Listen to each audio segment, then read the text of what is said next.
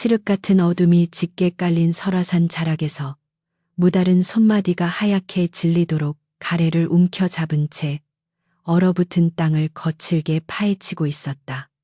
사방을 에워싼 노송들이 매서운 산바람에 몸을 뒤틀며 마치 굶주린 귀신처럼 기괴한 울음소리를 내뱉었으나 무다른 이마에 맺힌 식은땀을 닦을 겨를조차 없이 오로지 눈앞에 구덩이에만 몰두했다. 마을의 가축을 모조리 잡아먹고 급기야 인가까지 내려와 가솔들을 위협하는 그 흉포한 백호의 발자국이 오늘따라 유난히 선명하게 이곳으로 이어졌기에 그는 살기 어린 눈빛으로 함정의 깊이를 더해갔다. 오늘이야말로 내 놈의 가죽을 벗겨내어 마을의 원한을 갚으리라.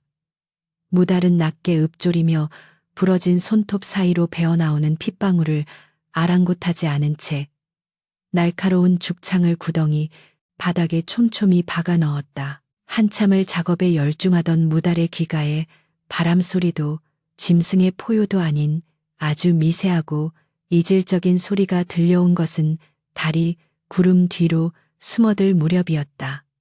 그것은 갓 태어난 짐승의 끙끙거림 같기도 했고, 혹은 숨이 넘어가기 직전에 어린아이가 내뱉는 비명 섞인 곡소리 같기도 하여 무달의 등골을 서늘하게 만들었다. 소리는 백호가 자주 출몰하던 근처의 거무죽죽한 동굴 입구에서 흘러나오고 있었는데 그 기운이 어찌나 음산한지 평생 산에서 뼈가 굵은 노련한 사냥꾼인 무달조차 순간적으로 발걸음을 멈추고 뼛속까지 파고드는 한기를 느껴야 했다. 무달은 허리춤에 찬낫을 꺼내 들고 조심스럽게 동굴 안으로 발을 내디뎠으며 어둠 속에서 번뜩이는 것이 짐승의 눈동자인지 아니면 도깨비의 불빛인지 확인하기 위해 숨을 죽인 채 다가갔다. 동굴 안쪽으로 들어갈수록 비린내 섞인 서늘한 바람이 코끝을 찔렀고 무달의 발밑에서는 이름 모를 짐승의 뼈들이 바스라지는 소리가 불길하게 울려 퍼졌다. 횃불도 없이 오직 감각에만 의존해 벽을 더듬으며 나아가던 그는 마침내 동굴 가장 깊숙한 곳에서 작은 바구니 하나와 그 안에서 발버둥 치고 있는 핏덩이를 발견하게 되었다. 아이는 옷 한 자락 걸치지 않은 채 알몸으로 누워 있었으나 이상하게도 그 추운 산속에서도 몸이 얼어붙기는커녕 오히려 주변의 온기를 모조리 빨아들이는 듯한 기묘한 분위기를 풍기고 있었다. 천지신명이시여, 이 깊은 산중호식의 소굴에 어찌하여 이런 어린 생명이 버려져 있단 말입니까? 무달은 경악을 금치 못하며 아이를 안아들었으나 그 순간 아이의 피부가 닿은 손바닥이 얼음장처럼 차가워 비명을 지를 뻔했다.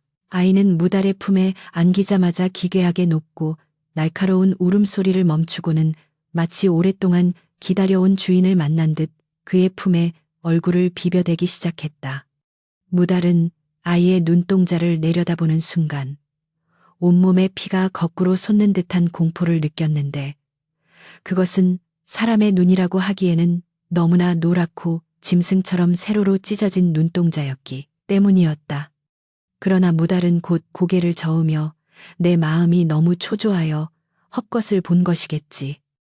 이 가련한 핏덩이를 차마 이곳에 두고 갈 수는 없다라고 스스로를 다독이며 자신의 낡은 무명 겉옷으로 아이를 겹겹이 감싸 안았다.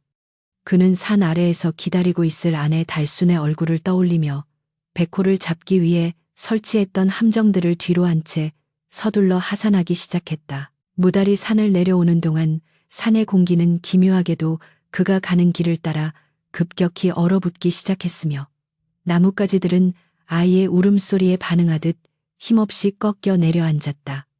평소라면 한 시즌이면 충분했을 하산길이었으나 오늘따라 안개는 앞을 분간하기 힘들 정도로 짙게 깔렸고 뒤에서 누군가 자신을 쫓아오는 듯한 축축한 발소리가 끊임없이 들려왔다. 무달은 혹여나 백호가 뒤를 밟는 것은 아닌지 연신 뒤를 돌아보았으나 안개 너머에는 오직 고요함과 함께 기분 나쁜 소름만이 돋아날 뿐 그 무엇의 형체도 보이지 않았다. 가슴속에 아는 아이는 점점 무거워져 마치 커다란 바위 덩어리를 짊어진 듯한 압박감을 주었으나 무달은 이를 악물고 마을 어귀의 불빛을 향해 걸음을 재촉했다. 마침내 마을 끝자락에 위치한 자신의 오막살이에 도착한 무달은 문을 박차고 들어가 안방에 아이를 눕히자마자 바닥에 주저앉아 거친 숨을 몰아쉬었다. 부엌에서 저녁을 준비하던 달수는 남편의 갑작스러운 귀가와 그 품에 안긴 아이의 정체를 확인하고는 들고 있던 사발을 바닥에 떨어뜨리며 소스라치게 놀라 뒤로 물러섰다. 영감, 이게 대체 무슨 일입니까? 산속에서 호랑이를 잡으러 간 사람이 웬 아이를 데려온단 말입니까?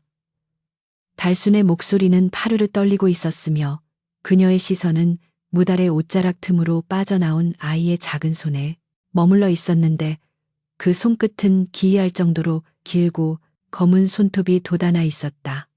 무달은 상황을 설명하려 했으나 입술이 얼어붙어 말이 잘 나오지 않았고 방 안의 온도는 순식간에 한겨울의 한복판처럼 서늘해졌다. 달수는 겁에 질린 표정으로도 조심스럽게 아이에게 다가가 겉옷을 들추어 보았으나 그 안의 광경을 본 순간 짧은 비명을 내지르며 입을 틀어막았다. 아이의 가슴과 등줄기를 따라 검고 빳빳한 털들이 듬성듬성 돋아나 있었는데 그것은 사람의 머리카락이라기보다는 굶주린 짐승의 갈기털과 흡사한 질감을 가지고 있었다. 더욱 기괴한 것은 그 털들이 아이의 호흡에 맞춰 살아있는 생물처럼 꿈틀거리고 있었으며 아이가 입을 벌릴 때마다 날카로운 송곳니가 잇몸을 뚫고 솟아오르는 것이 선명하게 보였다는 사실이었다. 영감, 이건 사람이 아닙니다. 산신령의 노여움을 샀거나 아니면 그베코가 둔갑한 유물임이 틀림없습니다. 달수는 뒷걸음질 치며 남편의 소매를 붙들었으나 무달은 아이의 처량한 눈빛을 차마 외면하지 못한 채 아이를 품으로 끌어당겼다. 무달은 아내의 손을 뿌리치며 단호한 어조로 요물이든 귀신이든 이미 우리 집 문턱을 넘었으니 이제 우리의 인연이다. 어찌 이 어린 것을 다시 그 추운 굴 속으로 내칠 수 있겠소라고 말하며 아이를 달래기 시작했다. 그러나 무달의 말과 달리 방 안의 분위기는 시간이 갈수록 더욱 무겁고 음산해졌으며 구석에 놓인 촛불은 바람 한 점 없음에도 불구하고 파르르 떨리다가 급기야 푸른 빛을 내며 꺼져버렸다. 어둠 속에서 아이의 노란 눈동자만이 형형하게 빛나기 시작했고 그 주위로 서린 냉기는 방바닥의 물기마저 얼려버릴 정도로 강력하여 무달과 달순의 눈썹에는 하얀 서리가 내려앉기 시작했다. 마당에 묶어둔 개들은 짖지도 못한 채 낑낑거리며 구석으로 숨어들었고 마을의 모든 소음은 일시에 사라진 듯 고요한 정적만이 집안을 가득 채웠다. 아이는 갑자기 무달의 품에서 벗어나 방 한가운데에 우뚝 서더니 고개를 기괴한 각도로 꺾으며 천장을 향해 짐승 같은 포효를 내질렀는데 그 소리는 인간의 성대에서 나올 수 있는 것이 아니었다. 천장에 석가래가 흔들리고 흙먼지가 떨어져 내리는 가운데 아이의 몸에서 돋아난 검은 털들은 순식간에 팔과 다리 전체를 뒤덮기 시작했으며 그 기세는 마치 거대한 어둠이 방 안을 집어 삼키는 것과 같았다. 달수는 공포에 질려 정신을 잃고 쓰러졌고 무달 역시 눈앞의 광경이 믿기지 않는 듯 낫을 움켜잡았으나 그의 손은 이미 감각을 잃어 바닥으로 힘없이 떨어지고 말았다. 아이의 뒤편 그림자는 벽을 타고 높게 솟아올라 거대한 호랑이의 형상을 만들어냈으며 그 그림자가 무달의 얼굴을 덮치려는 순간 대문 밖에서 쾅하는 소리와 함께 누군가 급하게 문을 두드리는 소리가 들려왔다. 문 밖에서는 마을 이장의 다급한 목소리가 들려왔는데 무달아 있느냐. 지금 산에서 내려온 짐승의 기운이 온 마을을 덮쳐 가축들이 떼죽음을 당하고 있다라고 소리치며 문을 거세게 흔들었다. 무달은 간신히 정신을 차리고 방 안을 살폈으나 방금 전까지 포효하던 아이는 어느새 다시 천진난만한 모습으로 돌아가 바닥에 누워 새근사근 잠이 들어 있었다. 방 안의 냉기는 여전했으나 아이의 몸을 덮고 있던 기괴한 털들은 마치 환상이었던 것처럼 감쪽같이 사라져 보드라운 살결만이 남아 있었고 그 평온한 모습에 무다른 자신이 헛것을 본 것인지 혼란에 빠졌다. 그는 떨리는 손으로 아내를 부축해 일으키며 밖에서 들려오는 이장의 외침에 대답하려 했으나 목소리가 목구멍에 걸려 나오지 않았고 등 뒤에서 느껴지는 아이의 차가운 시선이 자신의 심장을 꿰뚫는 듯한 착각에 사로잡혔다. 무달은 이장에게 문을 열어주기 위해 일어섰으나 발걸음이 떨어지지 않았고 바닥에 닿은 발바닥이 마치 얼음 위에 서 있는 것처럼 시리고 아려와 비틀거렸다. 겨우 문고리를 잡고 문을 열자 밖에는 횃불을 든 마을 장정들이 살벌한 표정으로 몰려와 있었으며 그들의 눈에는 공포와 분노가 뒤섞인 광기가 서려 있었다. 이장은 무달의 창백한 얼굴을 보더니 내 집 안에서 방금 전 말도 안 되는 괴성이 흘러나오지 않았느냐. 설마 내 놈이 산에서 그 요물을 데려온 것은 아니겠지라며 집안을 들여다보려 밀고 들어왔다. 무달은 본능적으로 방 입구를 가로막으며 아무 일도 없었다고 변명했으나 그의 등 뒤에서 다시 한번 미세하게 들려오는 아이의 낮고 굵은 웃음소리가 공기를 가르며 모두의 귓가를 울렸다. 마을 사람들은 일제히 숨을 멈추고 방 안쪽의 어둠을 주시했으며 무달은 자신의 식은땀이 방바닥에 떨어져 순식간에 얼어붙는 것을 지켜보며 절망적인 기분에 휩싸였다. 아이는 잠결인 듯 몸을 뒤척였으나 그때마다 방 안의 집기들이 이유 없이 덜컹거렸고 벽면에는 정체 모를 짐승의 발톱 자국들이 깊게 패어 들어가기 시작했다. 이장은 무달의 어깨를 거칠게 밀치며 비켜라. 이 집안에 무언가 사악한 것이 숨어 있다. 마을의 안위를 위해 확인해야겠다라고 소리치며 방 안으로 발을 들이밀었다. 그 순간 방 안을 가득 채웠던 정적이 깨지며 촛불이 일제히 다시 타올랐으나 그 불꽃은 붉은색이 아닌 섬뜩한 보랏빛을 띠고 있어 보는 이들의 넋을 빼놓았다. 무달은 아내의 비명 섞인 만류에도 불구하고 이장과 장정들이 아이가 누워있는 곳으로 다가가는 것을 막지 못했고 그들의 횃불이 아이의 얼굴을 비추는 순간 모두의 안색이 흑빛으로 변했다. 아이는 눈을 뜨고 있었는데 그 노란 눈동자는 횃불의 빛을 반사하며 기괴하게 일렁였고 아이의 입가에는 짐승처럼 검붉은 피가 배어나와 턱을 타고 흘러내리고 있었다. 이럴 수가. 이것은 사람이 아니라 산귀신이다. 장정 중 하나가 횃불을 떨어뜨리며 뒷걸음질 쳤고 이장은 공포에 질려 뒷걸음질 치다 마당으로 굴러떨어졌다. 무달은 아이를 감싸 안으려 달려들었으나 아이의 몸에서 뿜어져 나오는 강력한 밀쳐냄에 벽으로 날아가 부딪혔고 그 충격으로 정신이 혼미해진 채 바닥에 쓰러졌다. 쓰러진 무달의 시야에 들어온 것은 마을 사람들이 혼비백산하여 도망치는 모습과 홀로 방 가운데 서서 서서히 몸을 일으키는 아이의 작은 뒷모습뿐이었다. 아이의 등 뒤로 다시 검은 털들이 폭포처럼 쏟아져 나오며 방 안의 기온은 급격히 하강하여 모든 만물을 얼려버릴 듯한 기세로 퍼져나갔다. 무달은 희미해지는 의식 속에서도 아이의 이름을 부르려 했으나 아이는 천천히 고개를 돌려 무달을 바라보며 슬픈 듯하면서도 잔인한 미소를 지어 보였다. 마을 곳곳에서 가축들이 죽어가는 비명과 사람들의 곡소리가 들려오기 시작했고 설화산의 꼭대기에서는 굶주린 백호의 포효가 화답하듯 밤하늘을 갈기갈기 찢어놓았다.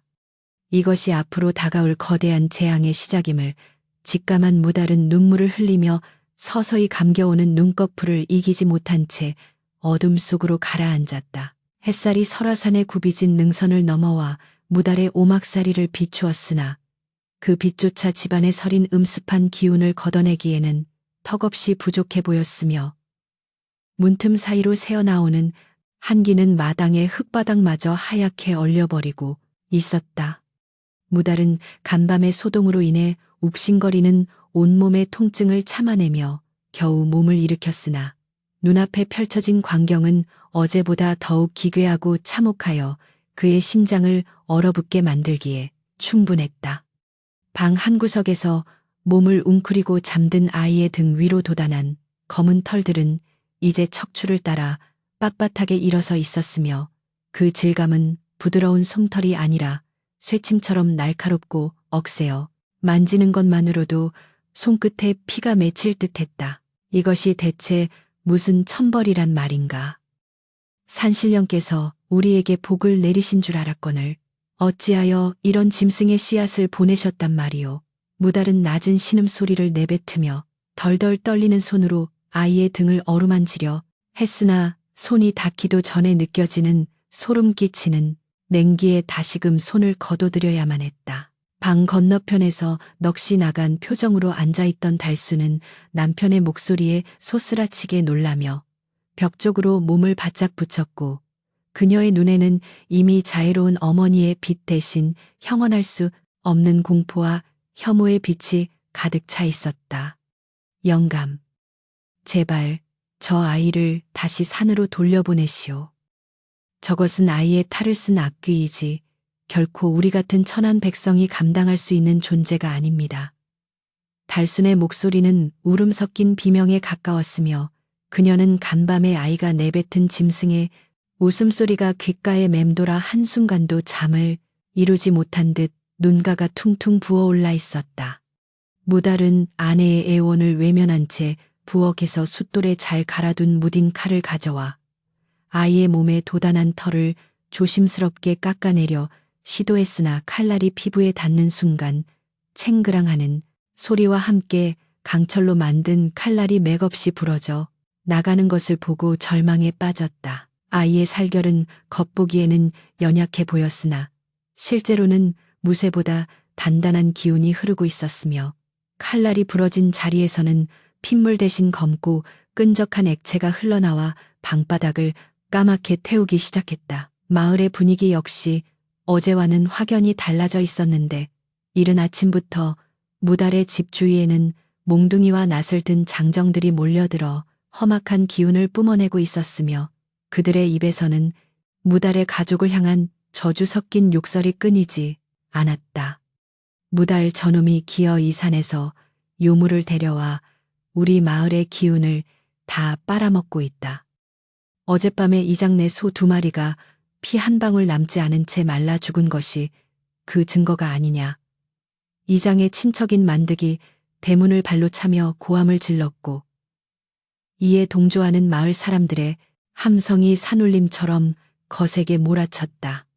무달은 밖으로 나가 사람들을 진정시키려 했으나 대문을 열기도 전에 누군가 던진 돌망치에 문창살이 부서져 나갔고 그 틈으로 들어오는 마을 사람들의 증오 섞인 시선에 온몸이 발가 벗겨지는 듯한 수치심과 공포를 느껴야 했다. 아이는 밖에서 들리는 소란에 잠이 깬 듯 눈을 떴으나 그 노란 눈동자에는 여전히 인간의 감정이라고는 찾아볼 수 없는 서늘한 살기가 서려 있어 무달조차 선뜻 다가서지 못하게 만들었다.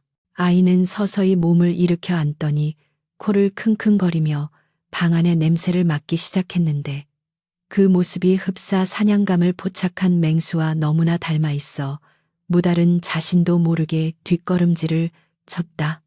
아이의 손톱은 어제보다 더욱 길어져 이제는 갈고리처럼 구부러져 있었으며 방바닥을 긁을 때마다 깊은 고랑이 파이면서 불꽃이 튀는 기괴한 현상이 반복되었다. 달수는 그 광경을 보고 실성한 듯 웃음을 터뜨리더니 오냐. 나를 먼저 잡아먹어라. 이 요사스러운 거사. 내 놈이 우리 집구석을 망치기 전에 내가 먼저 죽음하라고 소리치며 머리를 가슴에 박고 통곡하기 시작했다.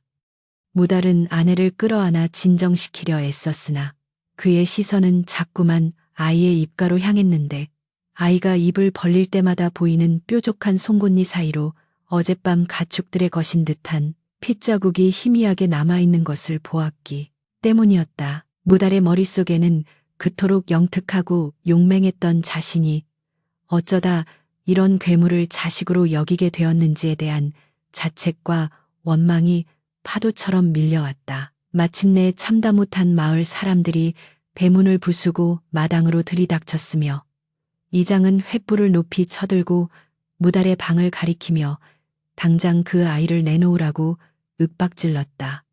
무달아, 네가 정녕 마을 사람들과 등지려 하느냐. 저 아이는 재앙의 씨앗이니 지금 당장 불태워 없애지 않으면 우리 모두가 죽임을 당할 것이다.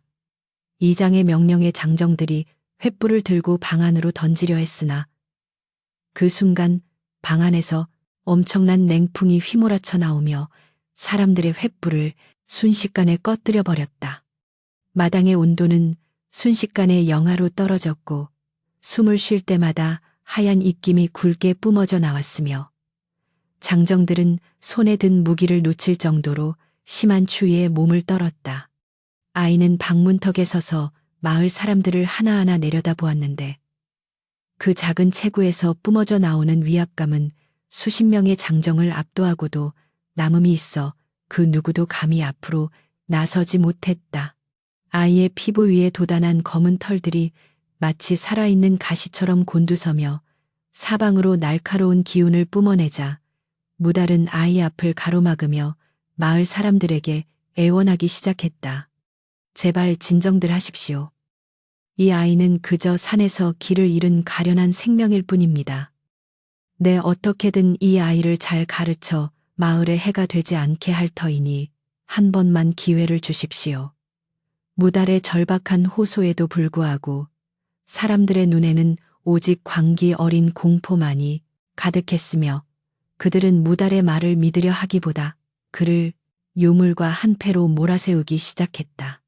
장정들은 다시금 용기를 내어 몽둥이를 휘두르며 다가왔으나 아이가 가볍게 손을 휘두르자 눈에 보이지 않는 칼날이 허공을 갈랐고 장정들의 옷자락이 갈기갈기 찢어지며 선혈이 낭자하게 튀었다.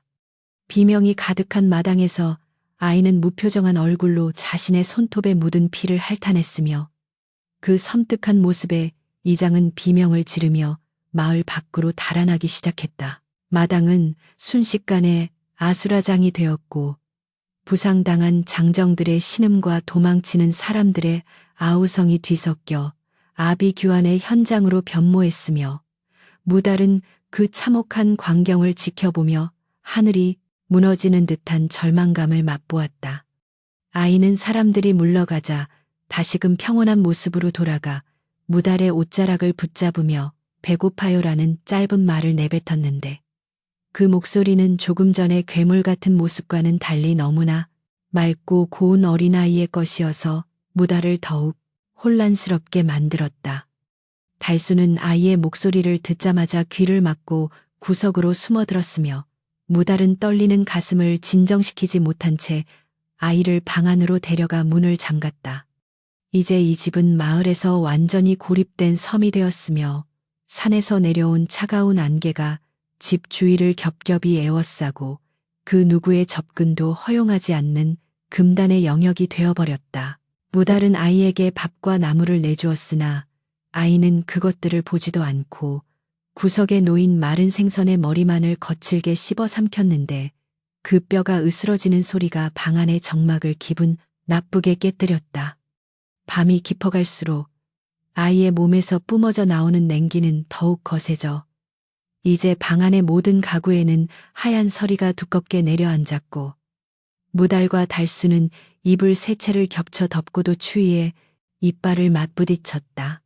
밖에서는 죽은 가축의 주인들이 몰려와 곡소리를 내며 무달의 집을 향해 돌을 던졌으나 그 돌들은 집 근처에 보이지 않는 장벽에 막히기라도 한 듯 툭툭 소리를 내며 바닥으로 힘없이 떨어질 뿐이었다. 무달은 창밖의 어둠을 주시하며 마을 사람들이 결국 무당이나 관아의 힘을 빌려 자신들을 공격해올 것임을 직감하고는 이 아이를 어떻게 해야 할지 밤새도록 고뇌에 젖어들었다. 달수는 한밤중에 몰래 일어나 주방에서 식칼을 꺼내 아이가 잠든 머리맡으로 다가갔으나 그녀의 손이 허공에서 멈춘 것은 아이의 감겨진 눈꺼풀 사이로 눈물 한 방울이 흘러내리는 것을 보았기 때문이었다. 짐승의 털로 뒤덮인 흉측한 몸뚱이였지만 그 작은 몸짓에서 느껴지는 슬픔과 외로움이 달순의 모성애를 자극했고 그녀는 칼을 떨어뜨린 채 아이의 차가운 발을 자신의 가슴에 품고 오열했다. 불쌍한 것. 너는 대체 무엇이기에 인간의 세상에 내려와 이런 대접을 받느냐. 네가 진정 호랑이의 자식이라면 차라리 나를 물어 죽이고 산으로 돌아가거라. 달순의 애끓는 통곡 소리에 무달도 곁으로 다가와 아내의 어깨를 감싸 안았으며 부부는 그렇게 차가운 방 안에서 아이를 사이에 두고 밤을 지새웠다. 그러나 그들의 눈물 섞인 기원과는 달리 아이의 몸에 돋아난 털은 밤사이 더욱 길게 자라나 이제는 방바닥을 휩쓸 정도가 되었으며 아이의 호흡은 점점 더 깊고 웅장한 짐승의 것으로 변해가고 있었다. 새벽녘이 되자 마을 입구에서는 요란한 징소리와 함께 무녀들의 연불소리가 들려오기 시작했는데 이장이 인근 마을에서 가장 용하다는 박수무당을 불러온 것이 분명했다. 무달은 밖을 내다보았고 수십 개의 횃불이 줄을 지어 자신의 집을 향해 다가오는 것을 보았으며 그 선두에는 붉은 옷을 입고 칼을 휘두르는 박수무당이 살기 어린 춤을 추며 전진하고 있었다. 요물아 물러가라. 산신의 노여움을 산 가련한 영혼아. 이곳은 네가 머물 곳이 아니니 당장 본연의 모습으로 돌아가 산으로 돌아가라. 박수무당의 호령이 들릴 때마다 아이는 고통스러운 듯 몸을 뒤틀며 비명을 질렀고 그 소리는 마을 전체를 진동시키며 잠자던 짐승들을 깨웠다.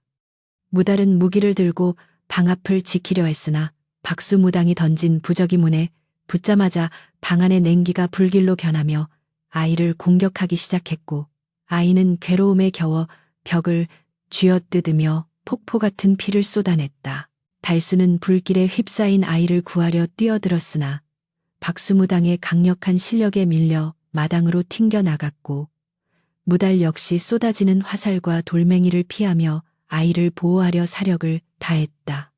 아이는 이제 고통을 견디다 못해 완전히 이성을 잃은 듯 눈을 부라리며 방벽을 뚫고 밖으로 튀어나왔는데 그 모습은 이미 인간의 형체를 거의 잃어버린 거대한 검은 짐승의 실루엣에 가까웠다.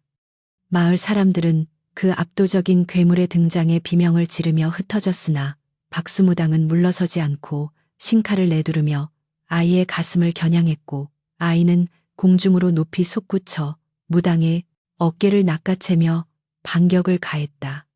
피와 불꽃이 튀는 혼돈 속에서 무달은 자신이 사랑했던 아이가 진정한 괴물로 변해가는 과정을 지켜보며 차라리 이 모든 것이 꿈이기를 간절히 기도하며 무너져 내렸다. 박수무당은 아이의 날카로운 손톱에 가슴팍이 찢겨나가면서도 끝내 부적을 아이의 이마에 붙이는 데 성공했고 아이는 단발마의 비명을 내지르며 다시 작은 아이의 모습으로 돌아와 바닥에 고꾸라졌다. 마을 사람들은 기회를 놓치지 않고 아이를 향해 달려들어 밧줄로 묶으려 했으나 무달이 낫을 휘두르며 필사적으로 그들을 막아섰고 그 과정에서 무달의 팔과 다리는 장정들의 매질에 으스러져 나갔다. 안 된다. 이 아이를 건드리지 마라. 내 목숨을 대신 가져갈지언정 이 어린 생명을 죽이게 둘 수는 없다. 무달은 피칠갑이 된 채로 아이를 덮어 보호했으나 이미 광기에 눈이 먼 마을 사람들에게는 그의 목소리가 들리지 않는 듯했다. 이 상황을 지켜보던 달수는 미친 듯이 웃으며 마을 사람들을 향해 흙을 뿌려댔고 오막살이는 누군가 내던진 횃불에 의해 거센 불길에 휩싸여 타오르기 시작했다. 불길은 순식간에 석가래를 타고 올라가 집 전체를 집어삼켰고 무달과 아이 그리고 실성한 달수는 불길 속에 갇힌 채 마을 사람들의 냉혹한 시선을 받아내야 했다. 그러나 아이는 불길 속에서도 타지 않았으며 오히려 그 불을 자신의 몸 안으로 흡수하는 듯 기이한 빛을 내뿜더니 다시 한번 거대한 포효와 함께 불길을 밖으로 뿜어내어 집을 에워싸고 있던 사람들을 한꺼번에 날려버렸다. 무달은 불길 속에서 정신을 잃어가는 와중에도 아이의 손을 놓지 않았으나 아이는 무달의 손을 부드럽게 떼어내며 처음으로 슬픔이 서린 목소리로 아버지라고 나지막이 읊조렸다. 그 한마디는 무달의 가슴을 갈갈이 찢어 놓았으며 아이는 무너져 내리는 집의 벽을 뚫고 연기처럼 사라져 어두운 숲속으로 자취를 감추었다. 마을 사람들은 불타는 집 앞에서 넋을 잃고 서 있었고 무달은 연기 자욱한 잿더미 위에서 아이가 남기고 간 검은 털 한 움큼을 쥐고 목 놓아 울며 의식을 잃어갔다. 잿더미로 변해버린 오막살이의 잔해 사이에서 무달은 피를 토하듯 거친 기침을 내뱉으며 서서히 몸을 일으켰고 무너진 석가래에 눌린 다리에서는 끊임없이 검붉은 선혈이 흘러나와 차갑게 식은 흙바닥을 적시고 있었다. 사방은 온통 매캐한 연기와 죽음의 냄새로 가득했으며 한때 따뜻한 온기가 돌던 집은 이제 흔적조차 찾기 힘들 정도로 처참하게 파괴되어 있었으나 무달의 눈에는 오직 아이가 사라진 숲의 어둠만이 가득 차 있었다. 아이야, 내 아들아, 어찌하여 나를 아비라 부르고 떠났단 말이냐. 무달은 갈라진 목소리로 허공을 향해 절규했으나 돌아오는 것은 산맥을 타고 내려오는 차가운 바람과 멀리서 들려오는 이름 모를 짐승의 기괴한 울음소리뿐이었다. 정신을 잃고 쓰러져 있던 달수는 남편의 비명에 가까운 부름에 겨우 눈을 떴으나 그녀의 초점 없는 눈동자는 이미 이 세상의 것이 아닌 듯 기괴하게 일렁였고 입가에는 의미를 알 수 없는 헛웃음이 계속해서 번져나갔다. 무달은 절뚝거리는 다리를 이끌고 아내를 부축하려 했으나 달수는 남편의 손길을 거부하며 바닥에 떨어진 타다. 남은 아이의 포대기 조각을 소중하게 품에 안고는 마치 갓난아이를 어루만지듯 자장가를 부르기 시작했다. 우리 아가 잘도 잔다. 산귀신이 물어가도 내 새끼는 내가 지킨다. 달순의 애처로운 노랫소리는 불타버린 집터의 정적을 깨뜨리며 더욱 소름 끼치게 울려 퍼졌고 무달은 아내가 완전히 실성했음을 깨닫고 가슴을 쥐어뜯으며 통곡했다.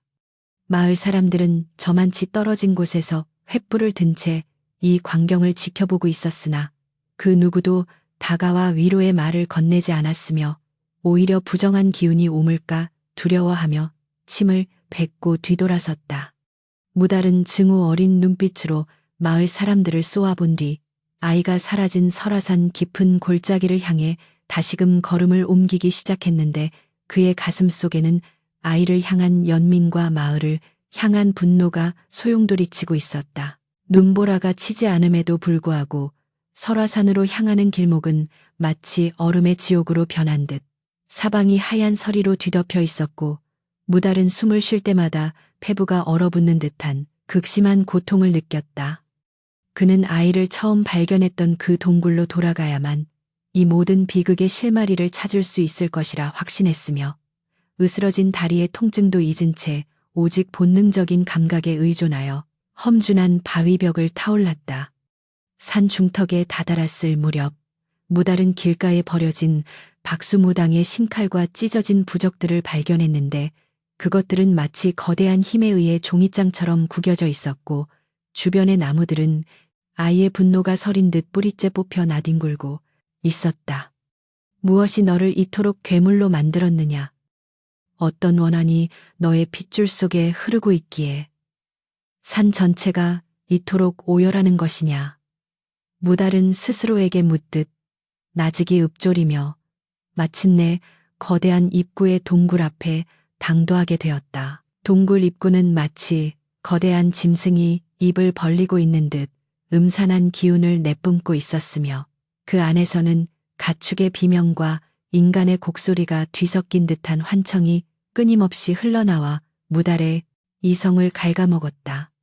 그는 품 안에서 마지막으로 남은 마른 쑥뭉치에 불을 붙여 횃불 대신 들고 안으로 들어갔는데 동굴 벽면에는 어제까지 보이지 않던 기괴한 벽화들이 피로 그려진 듯 붉게 빛나고 있었다. 그것은 호랑이의 몸에 인간의 얼굴을 한 존재들이 제사를 지내는 모습이었고 그 제단의 중심에는 지금 무달이 보호하려 했던 아이와 꼭 닮은 형상이 쇠사슬에 묶여 울부짖고 있는 장면이 묘사되어 있었다. 무달은 전율을 느끼며 벽면을 따라 더 깊은 곳으로 들어갔고 마침내 동굴 가장 깊숙한 비밀의 방에서 수백 년은 좋게 되었을 법한 낡은 괴짝 하나와 그 앞에 무릎을 꿇고 앉아있는 아이의 뒷모습을 보게 되었다. 아이의 몸은 이제 인간의 크기보다 훨씬 커져 있었으며 등을 덮은 검은 털은 쇠사슬처럼 단단하게 얽혀 방 안의 온기를 모조리 빨아들여 사방을 은빛 얼음꽃으로 장식하고 있었다. 무달은 두려움을 억누르며 아이의 이름을 불렀으나 아이는 대답 대신 낮게 그르렁거리는 소리를 내며 고개를 돌렸는데 그 얼굴은 이미 절반 이상이 호랑이의 형상으로 변모해 있었다. 아버지, 오지 말라고 했거늘 왜 이 죽음의 자리에 발을 들이셨습니까? 아이의 목소리는 이제 수십 명의 원혼이 동시에 말하는 듯 웅장하고도 슬픈 울림을 주었으며 그의 눈에서는 노란 안광과 함께 핏물이 섞인 눈물이 주르륵 흘러내렸다. 무달은 아이에게 다가가 억센 털이 돋아난 손을 맞잡으며 네가 무엇이든 내게는 내가 품어준 내 자식이다. 이 아비가 너의 고통을 나누어 가질 터이니 제발 그 무거운 저주를 내려놓거라라고 간절하게 호소했다. 아이는 무달의 따뜻한 손길에 잠시 신음하며 몸을 떨었으나 이내 괴짝 안에서 오래된 서책 한 권을 꺼내 무달의 발 앞에 던졌는데 그 서책에는 마을의 조상들이 저지른 끔찍한 범죄의 기록이 적혀 있었다. 수백 년 전 가뭄과 역병이 마을을 덮쳤을 때 마을 사람들은 산신의 노여움을 달래기 위해 살아있는 아이를 호랑이 굴의 제물로 바쳤으며 그 원한이 대를 이어 쌓여 결국 인호라는 괴물을 탄생시켰던 것이다. 저는 저들의 죄악이 낳은 결과물일 뿐입니다. 마을 사람들의 혈관 속에는 저를 죽이고 비웃었던 그 조상들의 피가 흐르고 있으니 어찌 제가 그들을 용서할 수 있겠습니까? 아이의 외침에 동굴 전체가 흔들렸고 벽면의 얼음들이 날카로운 파편이 되어 사방으로 튀어 올랐으나 무달은 물러서지 않고 아이를 더욱 강하게 끌어안았다. 무달은 그 기록 속에서 제물을 바쳤던 주동자의 이름이 자신의 선조 중 한 명임을 확인하고는 말할 수 없는 죄책감에 휩싸여 바닥에 무릎을 꿇었다. 무달은 아이의 분노를 가라앉히기 위해 자신의 가슴을 손톱으로 긁어내며 내 선조가 지은 죄를 내 피로 씻을 수 있다면 기꺼이 이 목숨을 바치겠다. 그러니 너는 그 고통의 사슬에서 벗어나거라 라고 말하며 아이의 손을 자신의 심장 위로 이끌었다. 아이는 무달의 뜨거운 심장 박동과 진심 어린 참회에 당황한 듯 손을 멈췄으며 그 순간 아이를 감싸고 있던 검은 털들이 연기처럼 흩어지며 잠시나마 인간의 살결이 드러나기 시작했다.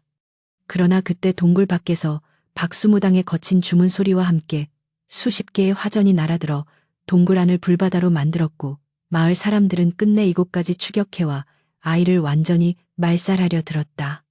저 요물을 죽여라.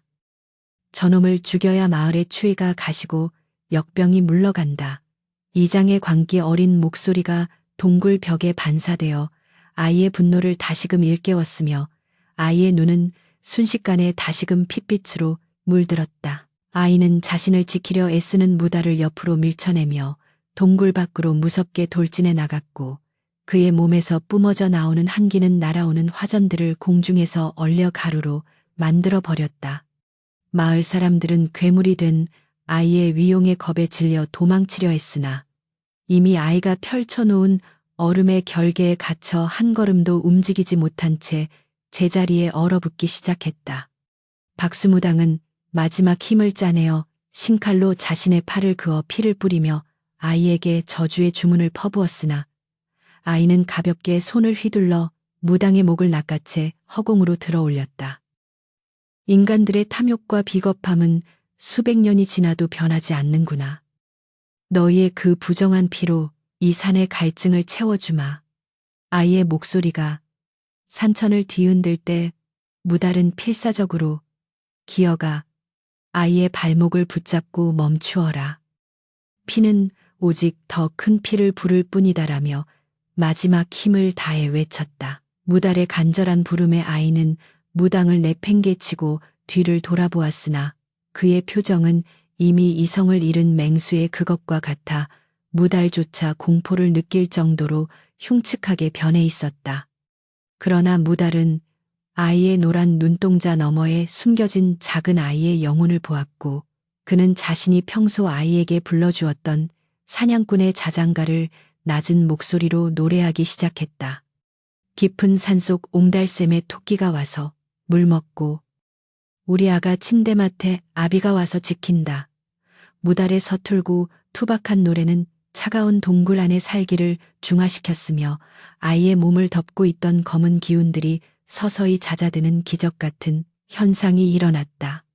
마을 사람들은 그 틈을 타 아이를 향해 다시 돌을 던지려 했으나 무달이 온몸으로 아이를 가로막으며 날아오는 돌들을 대신 맞았고 그의 머리에서는 붉은 피가 흘러내려 아이의 발등을 적셨다. 아이는 무달의 피가 자신의 몸에 닿는 순간 비로소 자신이 저지르려 했던 학살의 무게를 깨달은 듯 짐승 같은 울음을 그치고 다시금 작은 소년의 모습으로 쪼그라들기 시작했다. 그는 무달의 품에 안겨 아버지, 죄송해요. 저의 속은 온통 차가운 얼음뿐이라 아버지를 따뜻하게 해드릴 수가 없어요 라고 흐느꼈고 무달은 피 묻은 손으로 아이의 뺨을 쓰다무며 미소 지었다. 마을 사람들은 이 경이로운 광경에 압도되어 무기를 내려놓고 멍하니 서 있었으며 박수무당은 아이의 정체가 단순한 요물이 아니라 마을의 죄악이 형상화된 존재임을 비로소 깨닫고 참회의 눈물을 흘렸다. 그러나 아이의 몸은 이미 너무 많은 실력을 소모하여 투명하게 비치기 시작했으며 그는 자신이 이제 이 세상에 머물 수 없음을 직감하고 무달의 품에서 서서히 멀어지려 했다. 무달은 떠나려는 아이를 붙잡으려 했으나 손가락 끝은 마치 허공을 가르는 듯 아이의 몸을 통과해버렸고 아이의 몸 주변에서는 눈부시게 하얀 빛이 뿜어져 나오며 동굴 안의 모든 어둠을 걷어냈다. 저는 다시 산의 품으로 돌아가 수백 년간 쌓인 원한을 씻어내고 진정한 산신의 사자로 거듭나겠습니다. 그러니 아버지, 부디 어머니를 잘 보살펴 주시고 저를 잊지 말아 주세요. 아이의 마지막 인사가 끝나자마자 동굴 전체는 거대한 진동과 함께 무너져 내리기 시작했으며 무달은 마을 사람들을 밖으로 밀쳐내며 자신도 구사일생으로 동굴을 탈출했다. 동굴 입구는 거대한 바위 더미로 영원히 봉인되었고 그 자리에 앉아 무달은 사라진 아이의 이름을 부르며 밤이 새도록 대성통곡했다.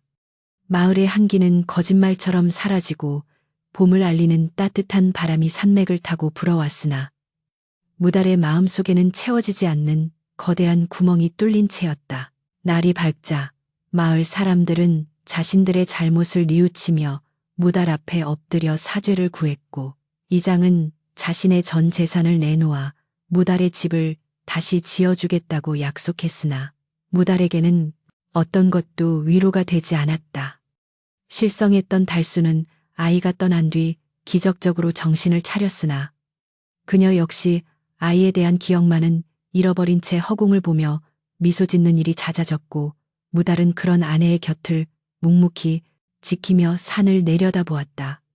마을 입구에는 아이의 넋을 기리는 작은 사당이 세워졌으며 사람들은 이제 더 이상 아이를 요물이라 부르지 않고 마을을 지키는 어린 산신이라 칭송하며 매년 제를 올리기 시작했다.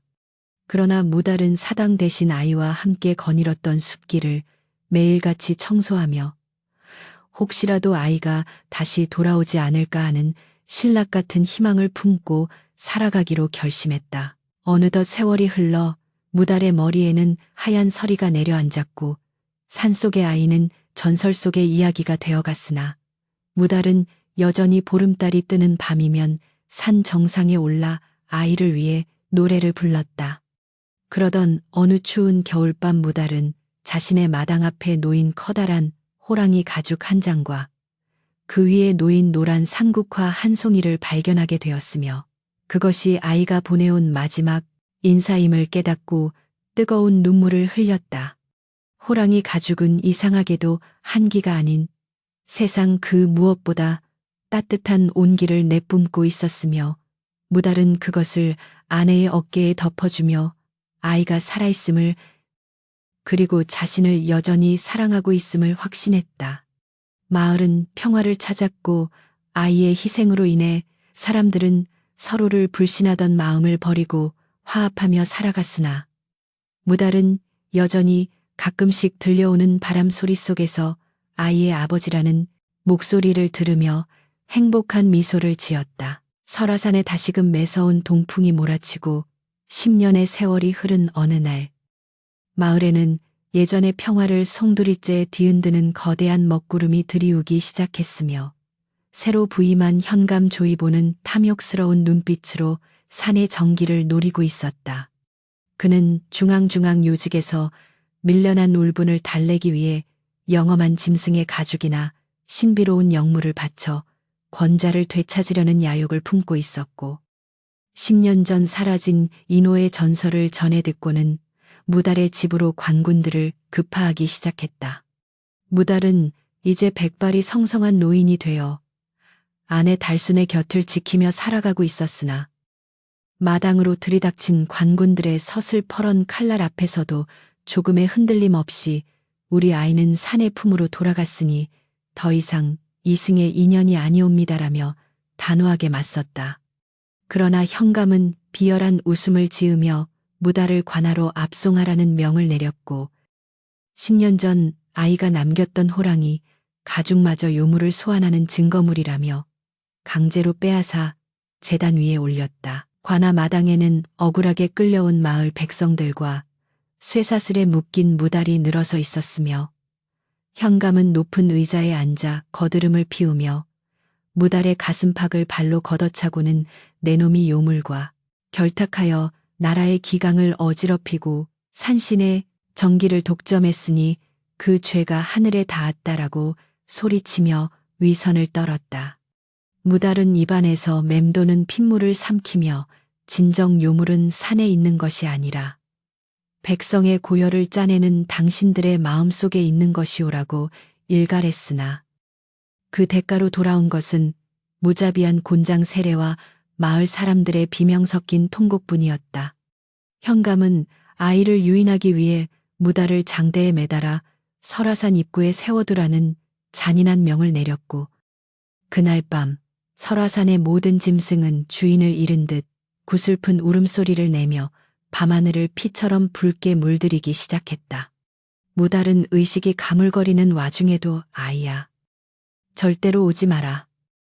이곳은 너를 삼키려는 탐욕의 지옥일 뿐이다라고 마음속으로 수천 번을 되뇌며 차가운 밤바람을 견뎌내고 있었다. 이튿날 새벽 안개가 자욱하게 깔린 산 입구로 정체 모를 발자국 소리가 들려오기 시작했는데 그것은 짐승의 것이면서도 사람의 절도를 갖춘 기묘한 울림이었으며 관군들은 겁에 질려 화살을 재장전하며 어둠 속을 주시했다. 안개 너머에서 서서히 모습을 드러낸 것은 10년 전의 어린아이가 아니라 훤칠한 기계를 지닌 청년의 형상을 한 인호였으며 그의 머리카락은 은빛으로 빛나고 눈동자는 황금빛 서기를 내뿜어 보는 이들의 넋을 잃게 만들었다. 현감은 그 신비로운 자태에 매료되어 당장 저 요물을 생포하라. 저놈의 심장을 가져가는 자에게는 천금을 내릴 것이다라고 소리쳤으나 인호가 발걸음을 한번 내디딜 때마다 땅이 진동하며 관군들의 무기는 얼어붙어 부서져 나갔다. 인호는 무달이 매달린 장대 앞으로 다가와 무릎을 꿇고는 아버지. 소자가 너무 늦었습니다. 인간들의 욕심이 기어 이 아버지를 피 흘리게 했군요. 라고 말하며 무달의 쇠사슬을 가볍게 끊어내고 그를 품에 안았다. 분노한 현감은 미리 준비했던 박수무당에 독화살을 쏘라고 명령했지만 인호는 손을 가볍게 휘둘러 날아오는 화살들을 공중에서 가루로 만들었고 그의 등 뒤로는 거대한 백호의 형상이 나타나 하늘을 향해 포효했다. 그 포효 한 번에 관아의 담벼락이 무너지고 탐관오리들은 오줌을 지리며 바닥을 기어다녔으며 인호는 현감을 향해 서서히 다가가며 10년 전 무달이 발견했던 그 서책의 내용을 만천하에 공개하기 시작했다. 너희 조상들이 바쳤던 아이들의 피가 이 땅을 적시고 있거늘 그 후손인 너는 또다시 권력을 위해 무고한 생명을 짓밟으려 하는구나. 인호의 목소리는 산맥을 타고 마을 곳곳에 울려 퍼졌고 그가 현감의 가슴에 손을 얹자 현감이 저질렀던 온갖 비리와 매관매직의 증거들이 허공의 환영처럼 나타나 마을 백성들의 눈앞에 펼쳐졌다. 백성들은 자신들을 괴롭혔던 현감의 악행이 낱낱이 드러나자 낫과 캐리를 들고 일어나 관군들에 맞서기 시작했고 관아는 순식간에 정의를 심판하는 전장으로 변했다. 현감은 자신의 몰락을 직감하고 최후의 수단으로 숨겨두었던 화약고에 불을 붙여 모두와 함께 자폭하려 했으나 인호가 눈을 한 번 부라리자 타오르던 불꽃이 순식간에 얼음, 결정으로 변하며 사그라들었다. 인호는 현감을 차가운 얼음 감옥에 가두어 평생 자신의 죄를 뉘우치게 했으며 그를 돕던 부패한 관리들도 산신의 심판을 받아 짐승으로 변해 숲속을 떠돌게 만드는 엄한 벌을 내렸다.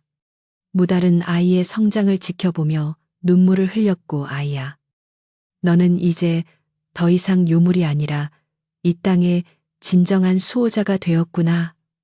라고 말하며 그의 손을 꼭 잡았으며 마을 사람들도 이제야 비로소 인호가 자신들을 해치려던 것이 아니라 오랜 원한을 씻어내기 위해 돌아왔음을 깨닫고 사죄의 절을 올렸다. 태양은 구름 뒤에서 찬란한 빛을 내뿜으며 설화산을 비추었고 10년간 이어져 온 어둠의 저주는 비로소 그 끝을 보이기 시작했으며 인호는 무달을 등에 업고 자신이 머무는 산 정상에 비밀스러운 거처로 향해 아버지를 극진히 봉양하기 시작했다. 마을에는 더 이상 탐관오리의 수탈도 굶주린 맹수의 습격도 사라졌으며 인호의 보살핌 아래 풍년이 이어졌고 백성들은 매일 밤 산을 향해 감사의 기도를 올리는 평화로운 나날을 맞이하게 되었다. 무달의 아내 달순 역시 인호가 보내온 신비로운 약초를 먹고 잃어버렸던 정신을 되찾아 남편과 아들을 다시 만나는 기적을 맛보았으며 새 식구는 비록 인간의 마을은 아니지만 세상에서 가장 안전하고 따뜻한 산신령의 숲에서 잃어버린 10년의 세월을 보상받듯 행복한 시간을 보냈다. 현감 조이보가 갇힌 얼음 감옥은 여름에도 녹지 않는 기묘한 바위가 되어 후대 사람들에게 탐욕의 결말이 얼마나 참혹한지를 일깨워주는 이정표가 되었으며 설화산은 이제 두려움의 대상이 아닌 인간과 영물이 공존하는 신성한 땅으로 전해 내려오게 되었다. 무달은 마지막 힘을 다해 인간의 정이라는 것은 짐승의 털보다 따뜻하고 신이라는 것은 얼음보다 단단하구나라고 읊조리며 아들의 품 안에서 평온한 미소를 지은 채 긴 여정의 끝을 준비하고 있었다. 설화산의 기나긴 겨울이 지나고 마침내 찾아온 봄은 그 어느 해보다 찬란하고 포근했으며 골짜기마다 흐르는 녹은 눈물은 생명력을 머금은 채 대지를 적시며 만물을 깨우고 있었다. 무달은 이제 자신의 생명이 꺼져가는 등불처럼 가물거리고 있음을 직감했으나 그의 얼굴에는 공포나 후회 대신 평생토록 느껴보지 못한 깊은 평온함과 만족감이 잔잔한 호수처럼 머물러 있었다. 그는 아들 인호가 정성껏 지어온 산삼달인 물을 마시며 내 평생 짐승을 쫓으며 산을 헤맸으나 마지막에 이르러 산의 진정한 품에 안기게 되니 이보다 더한 복이 어디 있겠느냐라고 말하며 곁을 지키는 아들의 억세고도 따뜻한 손을 지그시 맞잡았다.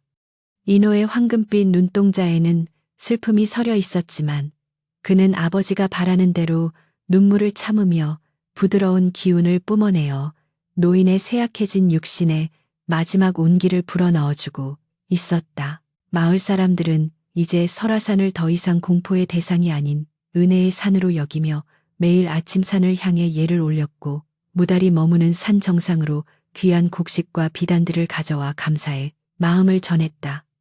그들은 10년 전 자신들이 저질렀던 어리석은 광기를 깊이 반성하며 인호가 베풀어준 자비와 무달의 희생적인 사랑을 후손들에게 전하는 전설로 삼아 마을의 기강을 바로 세우고 서로를 아끼며 살아가고 있었다. 달수는 인호의 보살핌 덕분에 노년의 평안을 누리며 매일 아침 산새들과 대화하고 들꽃을 꺾어 무달의 머리맡을 장식해 주었으며 그녀의 맑아진 눈동자에는 이제 과거의 고통스러운 기억 대신 사랑하는 가족과 함께하는 행복한 일상만이 가득 차 있었다.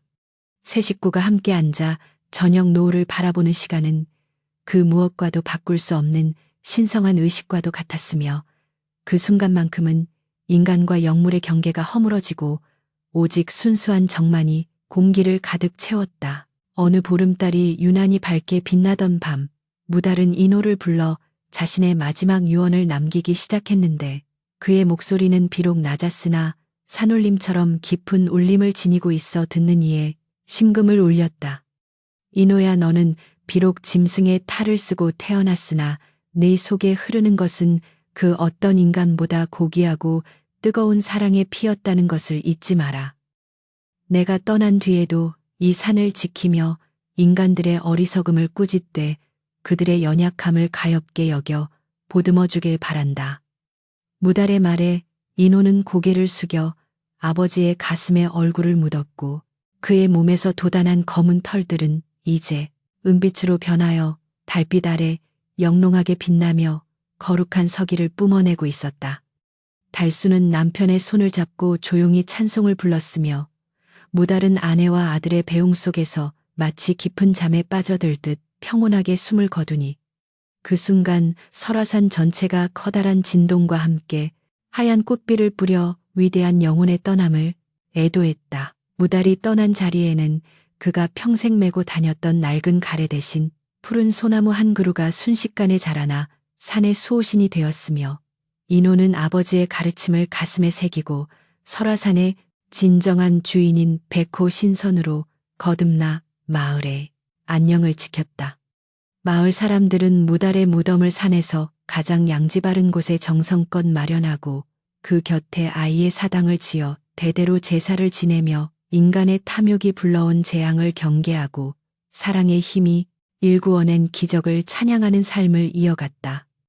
세월이 흐르고 흘러 무달과 인호의 이야기는 한편의 기이한 설화가 되어 팔도 강산에 퍼져나갔으나 설화산을 찾는 이들은 여전히 겨울 밤이면 들려오는 포근한 한기와 따뜻한 짐승의 숨결을 느끼며 인간과 자연이 하나로 어우러졌던 그 위대한 사랑의 역사를 기억했다. 짐승의 털을 가졌으나 인간의 심장을 지녔던 아이와 그 아이를 목숨 바쳐 지켜낸 사냥꾼의 이야기는 차가운 세상 속에서도 변치 않는 온기를 전해주며 오늘날까지도 우리 마음속에 깊은 울림을 남기고 있다. 결국 인과 응보의 이치는 하늘의 그물처럼 촘촘하여 악한 자는 제꾀에 넘어져 멸망하고 선한 자는 고난 속에서도 필경복을 받게 된다는 평범하지만 위대한 진리를 이 이야기는 다시금 일깨워주고 있는 것이다. 무달이 처음 그 동굴에서 아이를 안아들었을 때 느꼈던 그 시린 한기는 사실 아이를 지키기 위한 하늘의 갑옷이었으며 그가 끝까지 포기하지 않았던 그 사랑이야말로 얼어붙은 원한을 녹일 수 있는 유일한 태양이었음을 우리는 잊지 말아야 한다. 설화산의 눈은 매년 내리고 또 녹기를 반복하지만 그 산에 서린 무달의 숭고한 넋과 인호의 자비로운 눈빛은 영원히 사라지지 않고 이 땅의 백성들을 굽어 살피며 진정한 인간다움이 무엇인지를 소리 없이 가르쳐주고 있다. 이제 긴 이야기는 끝이 났으나 그 따뜻한 감동은 독자들의 가슴 속에 영원히 머물러 메마른 세상을 적시는 한 줄기 맑은 샘물이 되기를 간절히 소망하며 이 기록을 마친다.